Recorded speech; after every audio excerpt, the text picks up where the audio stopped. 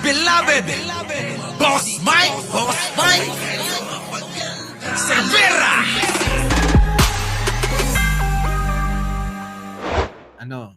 Grabe, mga matindi talaga itong corruption sa flood control, mga kababayan ko. Meron po akong ipapakitang video sa inyo kung saan ay nai-issue rin po ito. Ito pong si Shari Tan, congressman sa governor sa Samar, Grabe, matindi mga kababayan ko. Nagpapaulan ho ng kwarta. Matindi ho, matindi. Oh, eto na. Yan. Mga kababayan ko, tanggalin ko lang ho yung music para wala tayong copyright. Eto na ho mga kababayan ko. Tingnan nyo ho mga kababayan panoorin nyo hong maigi. Eto na ho. Grabe ho. Grabe ho yung pera mga kababayan. Habang hinahagis ng mga bisita, yung sandamakmak po na mga kwarta, marami hong Pilipino ang mga nahihirapan sa kanila. Ano po? Kita nyo mga kababayan ko? Yan, ang pera ay sinasaboy-saboy lang ng gobernador diyan po sa May Samar. Wala pong iba kung hindi si gobernador. Sharitan. Ano po? Grabe mga kababayan ko. Ang pera saboy lang ng saboy mga kababayan. Ito'y konektado rin po mga kababayan sa flood control project. Nako, grabe. Mga kababayan, sayaw neneng, sayaw neneng, sayaw neneng, sayaw neneng. Mga kababayan, sinasayaw-sayawan lang ho. Sabi, traditional po yan, Boss Mike, with or without flood control. Kuratsa po yan. Naku, Erica Alvarez Alam nyo, mga kababayan ko, minsan, kailangan ho natin itong dapat iwasan kahit pa ito'y kultura, Kasi mga kababayan, sa panahon ngayon, alam nyo, marami hong tao, maraming Pilipino ang nahihirapan. Sabi nga nila, mga kababayan, okay lang kung ikaw ay hindi politiko at hindi ka nai-issue sa controversial ngayon na buhay. Ngayon ho mga kababayan, mainit na mainit ngayon ang usapin pagdating sa flood control scam. At ngayon ikaw ay nasasadlak dyan. Kaya eto, mga kababayan, ay binatikos ng mga netizen. Mga kababayan? Mga netizen. Play money daw iyan, Boss Mike, pag iniimbestigahan. Tignan natin, mga kababayan ko, Ayan, Ayan, Viral po ito, mga kababayan. Makikita nyo sa social media ang pambabatikos ng mga netizen. Ano po, mga kababayan ko? Ibang klase ho ngayon ang pambabatikos dito sapagkat nga ho mga kababayan, ulitin ko lang, ito pong gobernador na si Shari, mga kababayan, ayan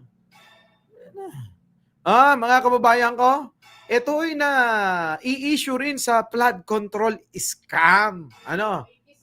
Tuloy. Grabe, mga kababayan, ang daming pera. Alam nyo, peke man, ito lang sa akin lang. Peke man, totoo yan. Kay may flood control man, wala. Kay iyan kanilang kultura, tradisyon, o ano pa man. Mga kababayan ko, hindi ho maiintindihan ng marami nating kababayan. Di po ba? Tuloy.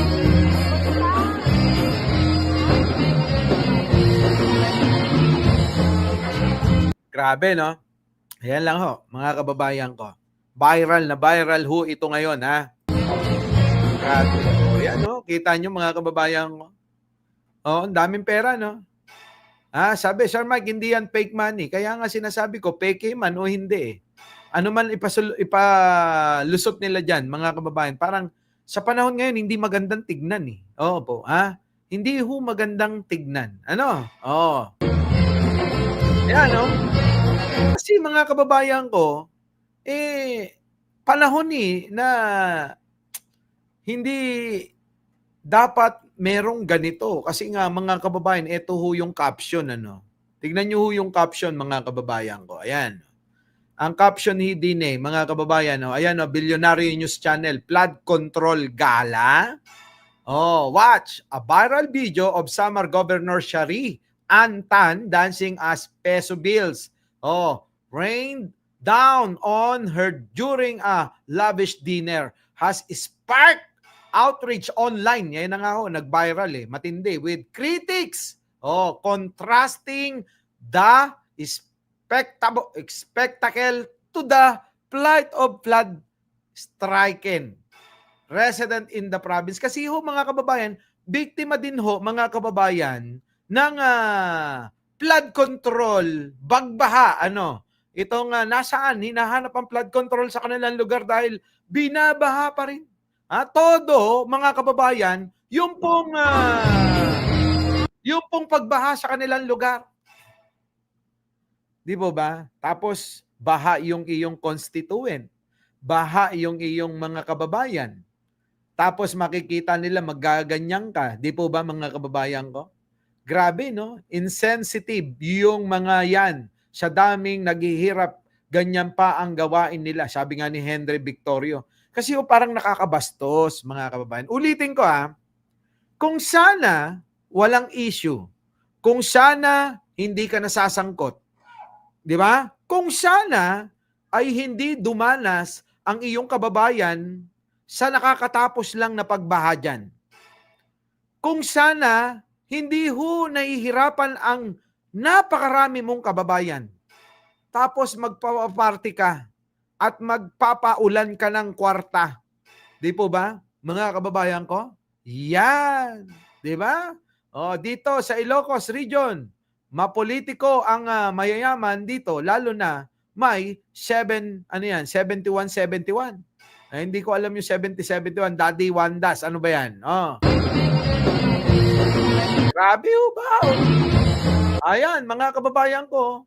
Ito siguro yung nakapula si Shari, si Governor Shari. Kininayo amin. Sayaw neneng daw. Sayaw neneng. Ala ka. May pachacha pa mga kababayan. Baha, mga kababayan napakarami niyan Tag magkano ba yan? Tag 50 pesos? Pagka inipon nyo marami yan. Para bang yung pera sa kanila mga kababayan, parang pinapakita wala sa aming halaga ang pera. Paulanin. Paganirin. Parang mga kababayan Sorry sa mga tagahanga ni Shari Pero gusto ko lang iparating sa inyo yung aking nararamdaman din Di po ba, mga kababayan ko? Grabe. Grabe, mga kababayan. Tobacco excise tax, sir, yung 71-71.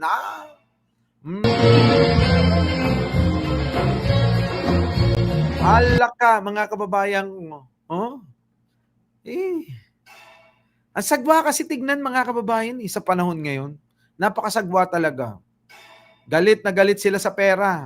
Inaapakan lang. Kung kurakutin lang naman Sige lang na sige mga kababayan ko. Nang kapal na ng pera. Very inappropriate.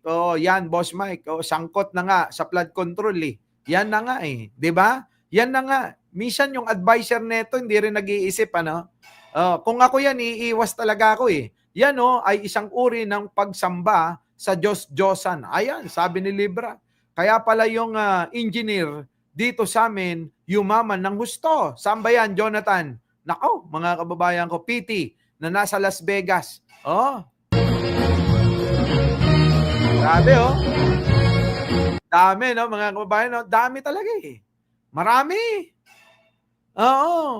Hindi pa ginawang tag-1,000, Nahiya pa siguro. Sige, wag na nating gawing tag-1,000. Baka masilip tayo at makita ng mga netizen. Ma-upload yan sa social media.